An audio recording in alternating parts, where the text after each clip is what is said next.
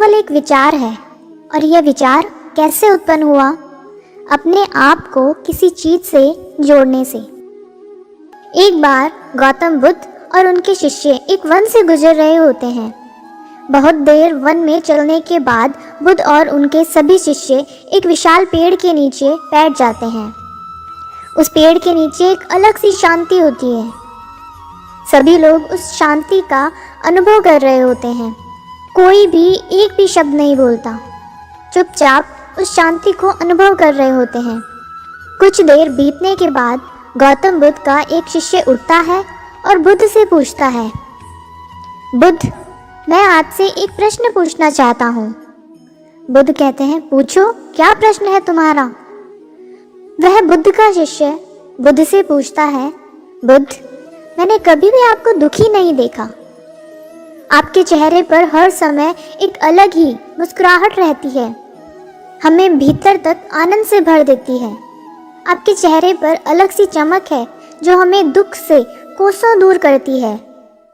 पर मैं यह जानना चाहता हूँ कि मेरे भिक्षु बनने से पहले मेरे जीवन में बहुत सारा दुख था, जिसके कारण मैं भिक्षु बन गया हूँ। पर मैं अभी तक नहीं जान पाया हूँ कि दुख है क्या। क्या आप मुझे बता सकते हैं कि वास्तव में दुख क्या है? बुद्ध मुस्कुराते हैं और अपने भिक्षु से कहते हैं, दुख एक विचार से ज़्यादा कुछ नहीं है। सभी लोग सुनकर चौंक जाते हैं और बुद्ध से पूछते हैं, परंतु बुद्ध, विचार तो आते हैं और चले जाते हैं, पर दुख एक बार आ जाता है तो जाने का नाम ही नहीं लेता। बुद्ध कहते हैं, मैं तुम्हें एक छोटी सी घटना बताता हूँ। एक नगर में एक धनी सेठ रहता है। उसके पास एक वफादार नौकर होता है। वह सेठ अपने नौकर पर बहुत विश्वास करता है। वह सेठ अपने नौकर पर कभी भी किसी बात के लिए भी शक नहीं करता, क्योंकि उसका नौकर वास्तव में बहुत ईमानदार होता है। एक बार उस सेठ को किसी काम से बाहर जाना पड़ता है।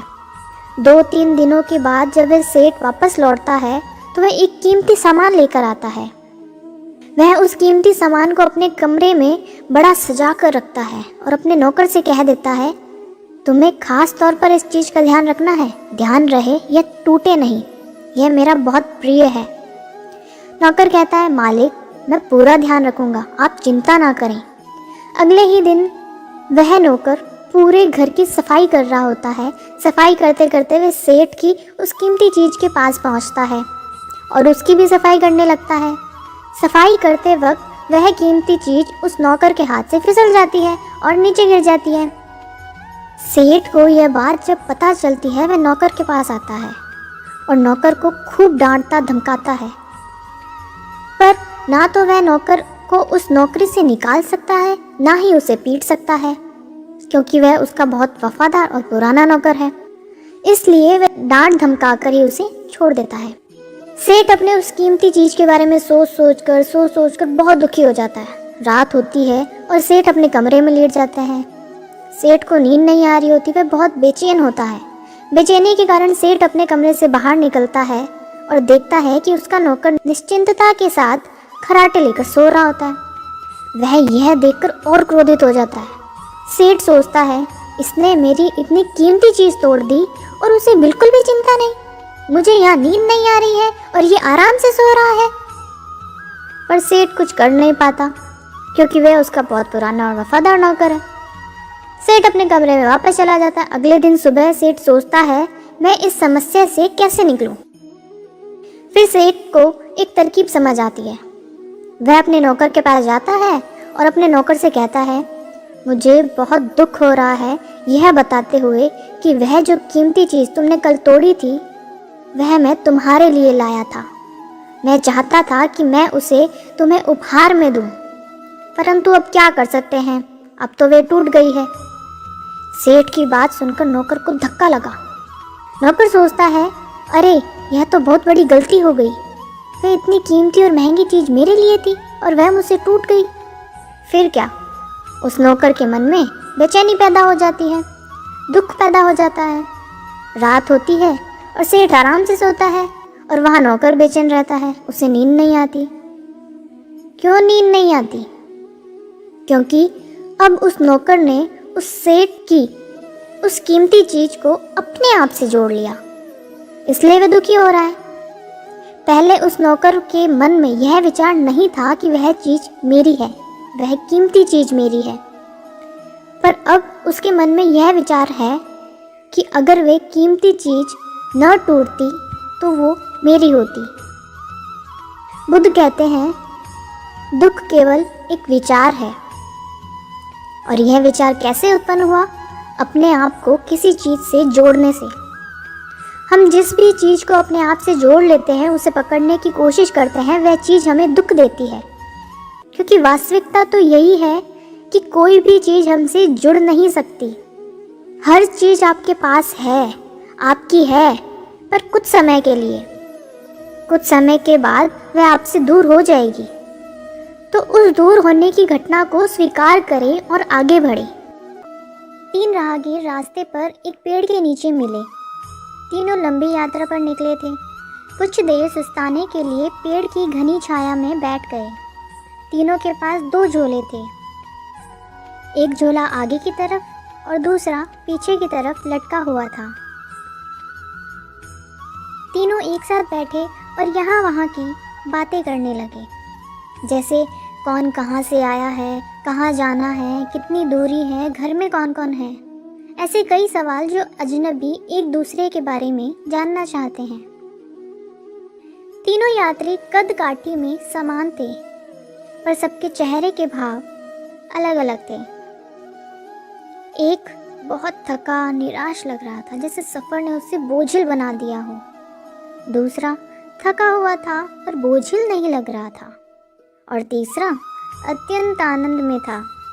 एक दूर बैठा महात्मा इन्हें देखकर मुस्कुरा रहा था।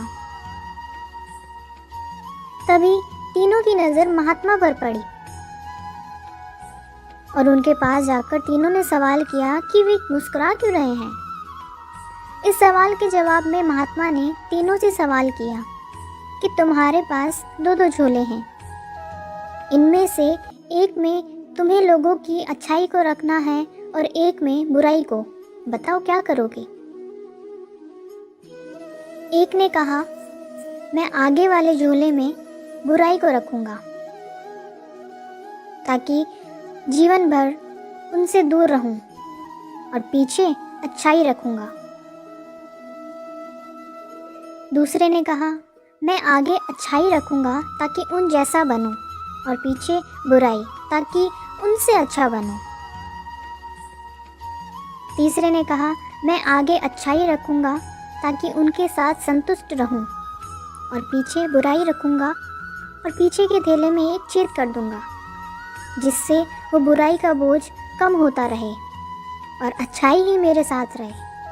अर्थात वो बुराई को भुला देना चाहता था। यह सुनकर महात्मा ने कहा, पहला जो सफ़र से थक कर निराश दिख रहा है, जिसने कहा कि वो बुराई सामने रखेगा, वो इस यात्रा के भांति जीवन से थक गया है, क्योंकि उसकी सोच नकारात्मक है, उसके लिए जीवन कठिन है। दूसरा जो थका है पर निराश नहीं, जिसने कहा कि अच्छाई सामने रखूंगा पर बुराई से बेहतर बनने की कोशिश में वो थक जाता है, क्योंकि वो बेवजह की होड़ में है।